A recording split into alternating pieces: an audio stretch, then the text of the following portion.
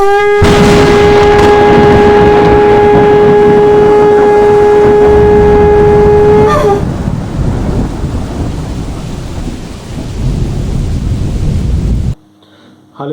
मेरे प्यारे दोस्तों, तो कैसे हैं आप सब।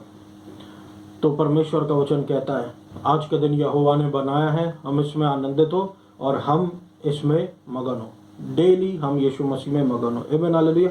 और आइए हम सब मिलकर साथ में बोले कि मैं परमेश्वर में धर्मी हूँ, मसीह यीशु के द्वारा परमेश्वर का अनुग्रह मुझ पर है। आमीन, हालेलुया। मैं कौन हूँ? मैं परमेश्वर में धर्मी हूँ, मसीह यीशु के द्वारा। मेरे प्रियो, यही सच्चा सुसमाचार है। हालेलुया। यही प्रभु का अनुग्रह है जो हमारे जीवनों पर हुआ कि हमको अब परमेश्वर मुफ्त में आशीषें दे रहा है। यीशु मसीह का आना बहुत निकट है मेरे प्रियो। तो हमको कैसे पता यीशु मसीह का आना बहुत निकट है? जैसे जैसे यीशु मसीह का आना निकट आ रहा है, वैसे वैसे चीजें आप देखिए आसपास की जो है खुद गवाही दे रही है। भूकंप पा रहे हैं जगह जगह, लड़ाइयाँ हो रही हैं, झगड़े हो रहे हैं, स्टेट्स में लड़ाइयाँ हो रही है, राज्य राज्य के विरोध में उठ के खड़े हो चुके हैं, राष्ट्रों में लड़ाइयों की बातें चल रही हैं और हो भी रही हैं, रशिया और यूक्रेन के बीच में। हालेलुया। ये सब चीज़ें क्या हमको बता रही है मेरे प्रियो? ये सब चीज़ें चीख चीख के, आपने सही सुना, चीख चीख के ये गवाही दे रही है कि यीशु मसीह आने पर है। हालेलुया। वो कब आने पर है, यही बात कोई नहीं जानता। यही बात स्वर्गदूत भी नहीं जानते। ये बात सिर्फ और सिर्फ केवल अब्बा पिता ही जानता है। आमीन, हालेलुया। ये बात केवल अब्बा पिता ही जानता है। सब वो अधिकार अब्बा पिता ने अपने अंडर में रखा है कि यीशु मसीह कब आएगा। हालेलुया। हो सकता अभी बहुत से लोग बचाए जाने हैं, हो सकता प्रभु का कुछ और काम अभी बाकी है। प्रभु का अनुग्रह का पीरियड ये चल रहा है। प्रभु के अनुग्रह पर अनुग्रह, अनुग्रह पर अनुग्रह, अनुग्रह पर अनुग्रह, जिसमें हम जी रहे हैं। अनुग्रह का समय चल रहा है। ये दंड का समय नहीं है मेरे प्रियो। वो समय भी आएगा, लेकिन जब वो दंड का समय आएगा, जब वो जजमेंट का समय आएगा, तब आप अनुग्रह नहीं मिलेगा। हालेलुया। तब ग्रेस नहीं मिलेगा। तो वो एक समय है, लेकिन अभी अनुग्रह का समय है। हालेलुया। यीशु मसीह का आना बहुत निकट है मेरे प्रियो। मैं क्यों बता रहा हूँ? क्योंकि मेरा वचन आज का जो है वो इसी से रिलेटेड है, रैप्चर से। हालेलुया। तो रैप्चर जो होता है मेरे प्रियो, ये रैप्चर वर्ड जो है ये पूरी बाइबल में कहीं पर नहीं दिया गया है। रैप्चर वर्ड जो है पूरी बाइबल में कहीं पर नहीं दिया गया है। हालेलुया। ये दूसरे शब्द में दिया गया है, जिसको हमने एक रैप्चर वर्ड दे दिया है। दूसरे शब्दों में कैसे दिया गया है? दूसरे शब्दों में इसे कहा गया है संतों का एकत्रित होना। हालेलुया। जब यीशु मसीह आएगा, अपने स्वर्गदूतों को भेजेगा, उसके स्वर्गदूत हमको उठा लेंगे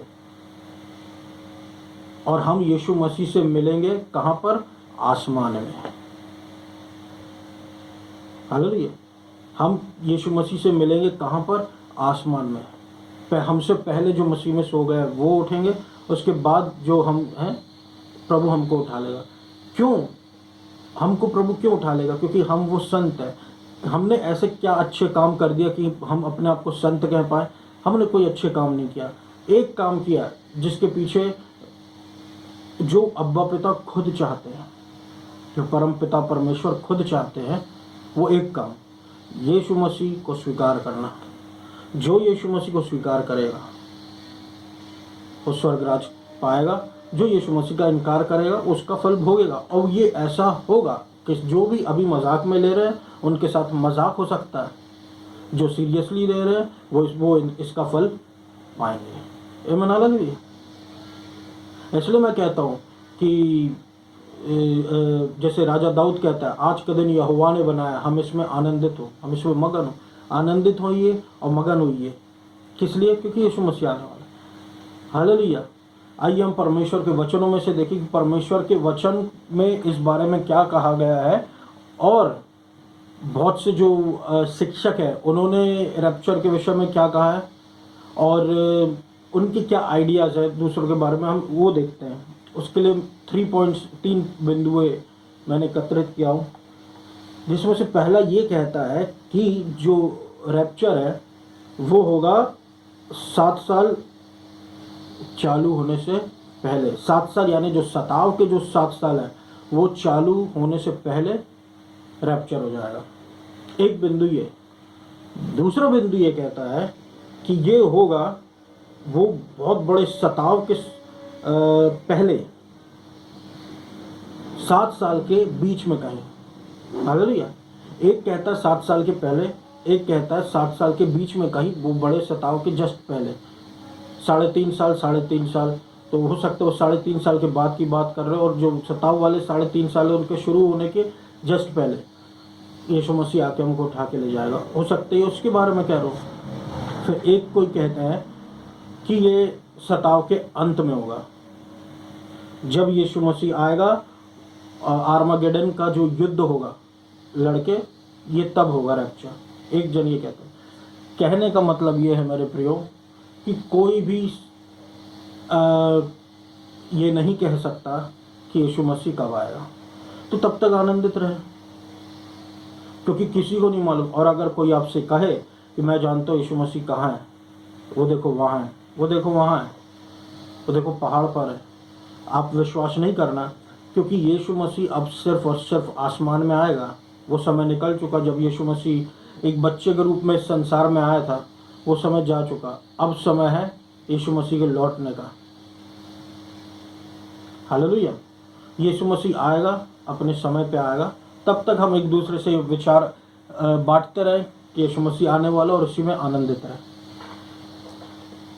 आइए, परमेश्वर ने जो वचन मुझको दिया है उससे मैं आपसे बातचीत करता हूँ कि रैप्चर के विषय में, यीशु मसीह के उठाने के विषय, जब यीशु मसीह हमको लेने आएगा, उस जो वचन प्रभु ने मुझको दिया वो वचन मैं आपके साथ बांटता हूँ। परमेश्वर का वचन जो प्रभु ने मुझे दिया, मत्ती उसके 24-32 के अनुसार, कि सीखो एक अंजीर के पेड़ के दृष्टांत से कि जब उसकी टहनियाँ जो हैं वो बहुत नरम होती है, उसमें पत्तियां आती रहती है, तब तुम ये जान लेते हो कि गर्मी का जो समय वो निकट है। हालेलुया। तो प्रभु मुझसे ये कहा अंजीर के पेड़ के विषय में। अंजीर का पेड़ मेरे प्रियो क्या बातों को दर्शाता है जब हम बाइबल में इसको पढ़ते हैं। अंजीर का पेड़ जो होता है वो सेल्फ राइटियसनेस को दर्शाता है, वो जो फरीसियों में कूट कूट के भरी थी, सेल्फ राइटियसनेस। कहने का मतलब ये है कि आप देखिए आजकल हर जगह सही को गलत, गलत को सही कहा जा रहा है। सेल्फ राइटियसनेस बढ़ती चली जा रही है, बढ़ती चली जा रही है, बढ़ती चली जा रही है।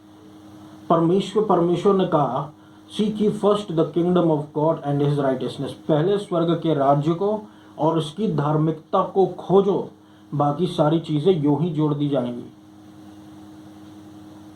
पहले स्वर्ग के राज्य और उसकी धार्मिकता यानी परमेश्वर की धार्मिकता,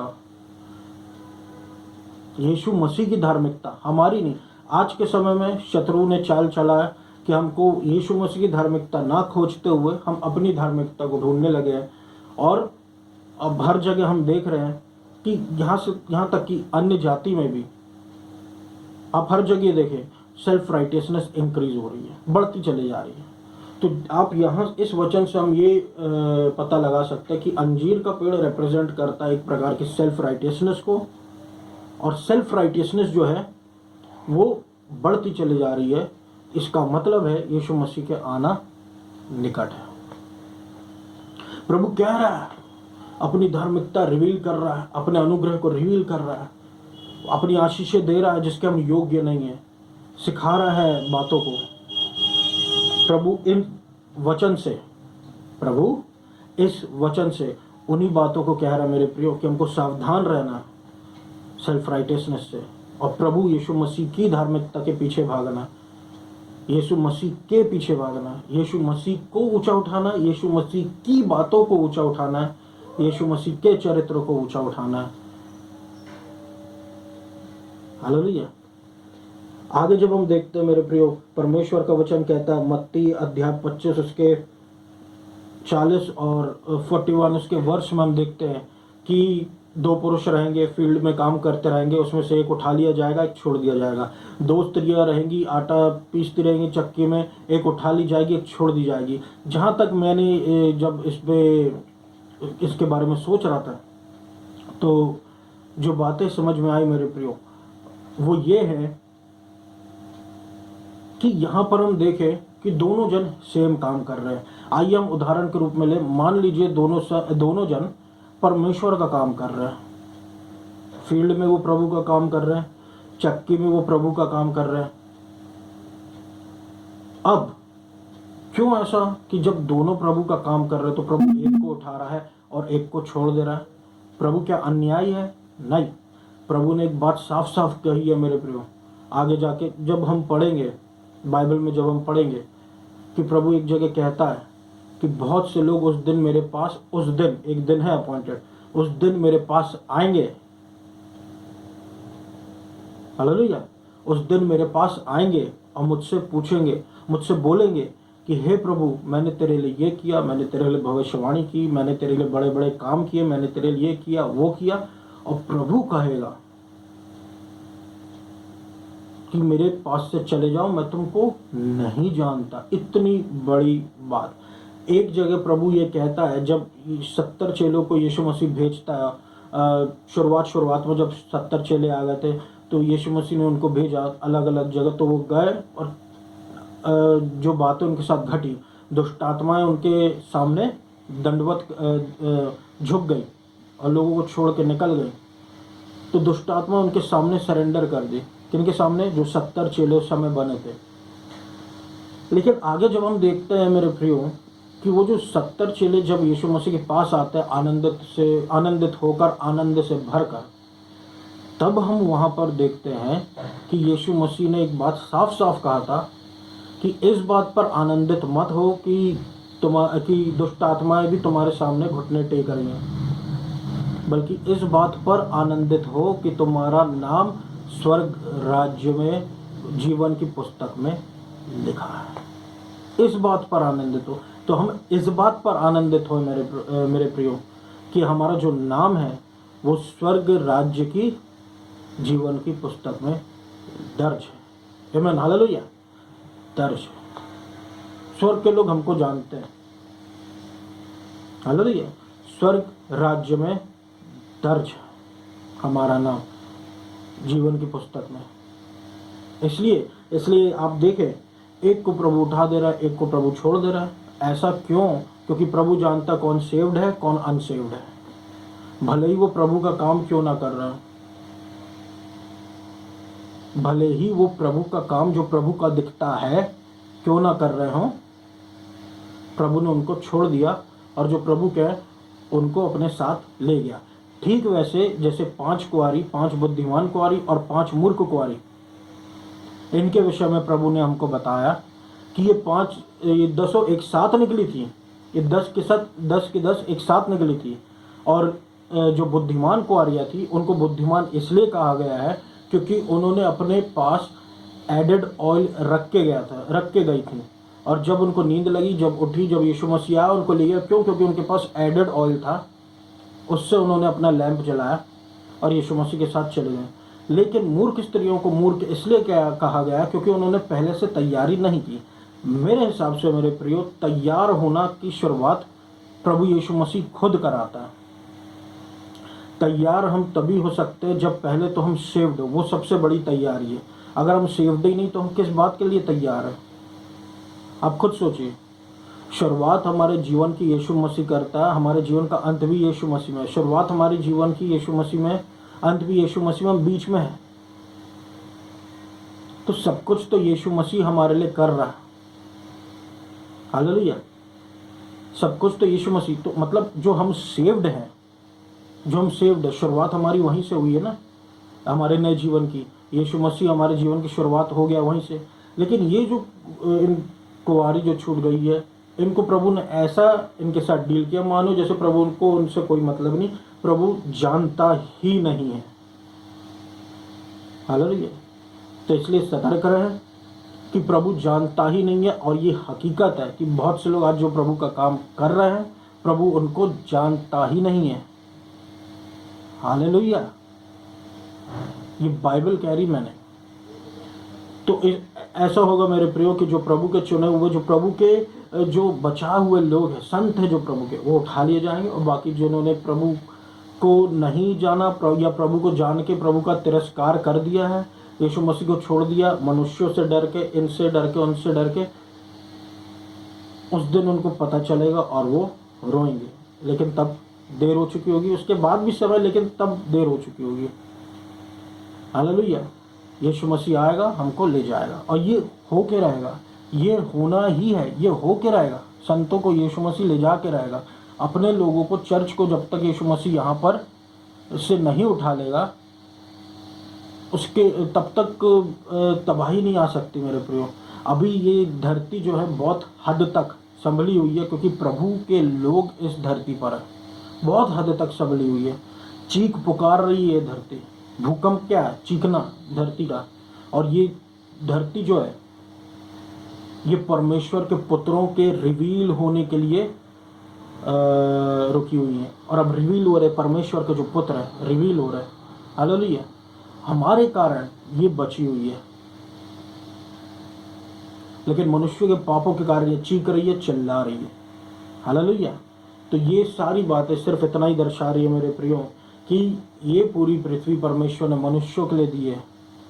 और क्योंकि अब इतना कुछ होने लग गया है, इतना लोग खून, मर्डर, इतने सारे पाप बढ़ चुके हैं कि अब पृथ्वी भी कराहने लग गई है। और ये परमेश्वर के लोग हैं जिनके कारण ये पृथ्वी बची हुई है।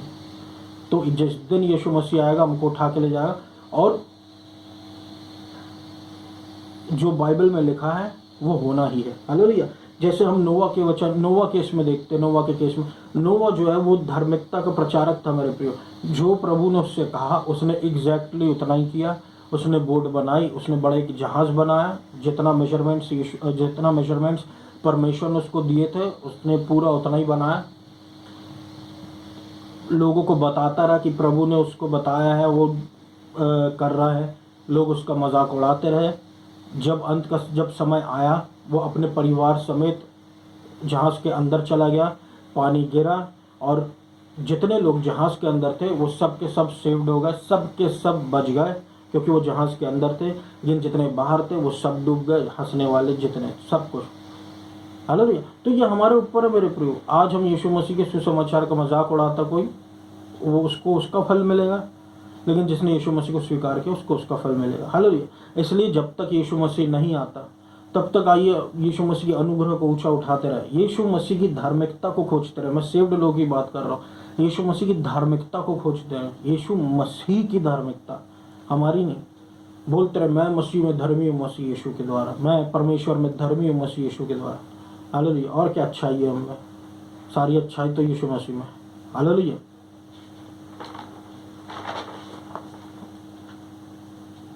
हमको हमारा जो घर है यीशु मसीह नामक चट्टान पे बनाना है। और जब हम एक बार सेव्ड हो जाते हैं, वो चट्टान यीशु मसीह, उसी में हमको अपना घर बनाना है मेरे प्रियो। क्योंकि वही घर जो है टिका रहेगा। बाकी जो घर मिट्टी पे बने हैं वो सब के सब, तूफान आएगा, आंधी आएगी, ढह जाएगा। लेकिन हम स्थिर रहेंगे। हालेलुया, हम स्थिर रहेंगे। देखिए ना, फुलिश वर्जन्स, वाइज वर्जन्स, मूर्ख स्त्रियां, बुद्धिमान स्त्रियां। 2 जन फील्ड में काम करते रहेंगे, एक जन उठा लिया जाएगा, एक जन छोड़ दिया जाएगा। ये कौन है? ये छूटने वाले कौन लोग हैं? ये छूटने वाले वो लोग हैं जिनका घर जो है मिट्टी पे बना था, जिनके काम जो है मिट्टी पे बने थे, और जिनके काम यीशु मसीह की चट्टान पर बने थे, वो उठा लिए गए। उनको प्रभु ने पहचान लिया, ये मेरे हैं, और प्रभु ने उनको उठा लिया। हालेलुया, तो जब तक यीशु मसीह नहीं आता मेरे प्रियो, हम विश्वास में जिए। और परमेश्वर का वचन कहता है कि एक धर्मी जन विश्वास के द्वारा जिएगा। विश्वास के द्वारा ग्लोरी पर ग्लोरी, महिमा दर महिमा। प्रभु की ग्लोरी बहुत डिफरेंट लेवल्स की होती है। महिमा दर महिमा हम बढ़ते चले जाएंगे। हालेलुया, तो ये मेरा वचन था मेरे प्रियो आज के लिए। जो मैं संडे को इंग्लिश में बोलता हूँ, वही मैं हिंदी में आज बोलता हूँ। हो सकता कुछ उसमें बदलाव हो। तो मैं आशा करता हूँ प्रभु ने आप सबको बहुतायत की आशीष दिया होगा। तो प्रभु के इस अनुग्रह के लिए मैं धन्यवाद देता हूँ। आइए हम सब प्रार्थना में जाएं। धन्यवाद देता हूँ अब्बा पिता प्रभु यीशु मसीह के नाम से आपके इस बड़े अनुग्रह के लिए। प्रभु सुनने वाले पर बहुतायत की आशीष दे। उखाड़ के फेंक मेरे प्रभु आइडोलेट्री और को मेरे प्रभु परमेश्वर। हालेलुया। अनुग्रह पर अनुग्रह, अनुग्रह पर अनुग्रह, अनुग्रह पर अनुग्रह होता रहा मेरे प्रभु। हीलिंग दे, हीलिंग की बयार आए प्रभु यीशु मसीह। तोड़ दे हर एक बंधन को, तोड़ दे हर एक दुष्ट आत्मा की सामर्थ को, तोड़ दे हर एक तोड़ दे हर एक जंजीरों को मेरे प्रभु जो हमको आगे बढ़ने से रोक रही है। हीलिंग पे हीलिंग, हीलिंग पे हीलिंग दे। वायरस को, कोरोना वायरस को प्रभु आप कंट्रोल करें प्रभु, और उसे इस देश से, मध्य प्रदेश से खत्म करें। हालेलुया। चंगाई दे प्रभु परमेश्वर। अनुग्रह पर अनुग्रह, अनुग्रह पर अनुग्रह, अनुग्रह पर अनुग्रह दे मेरे प्रभु परमेश्वर। हालेलुया। अपने काम को कीजिए मेरे प्रभु परमेश्वर। अपने हालेलुया मेरे प्रभु जो आप करना चाहते हैं उस मेरे प्रभु। Hallelujah, hallelujah, hallelujah, hallelujah. आपके धार्मिकता का ज्ञान बढ़ता रहे, आपका अनुग्रह उतरता रहे मेरे प्रभु परमेश्वर, और लोग आप में, आपके लोग आपको और गहराई से जानते चले जाए मेरे प्रभु, मेरे अब्बा पिता। हालेलुया। मध्य प्रदेश में, इंडिया में, जबलपुर में आपका अनुग्रह देखने को मिले। अच्छा मौसम हो प्रभु, और आपका सामर्थ्य देखने को मिले, एंड ये इस पूरे देश को प्रभु आप आशीषित करें। धन्यवाद देता अब्बा पिता आपके अनुग्रह के लिए, करुणा के, और इस पूरी प्रार्थना को मैं यीशु मसीह के नाम से मांग लेता, सुना पूरा कर। आमीन। Thank you.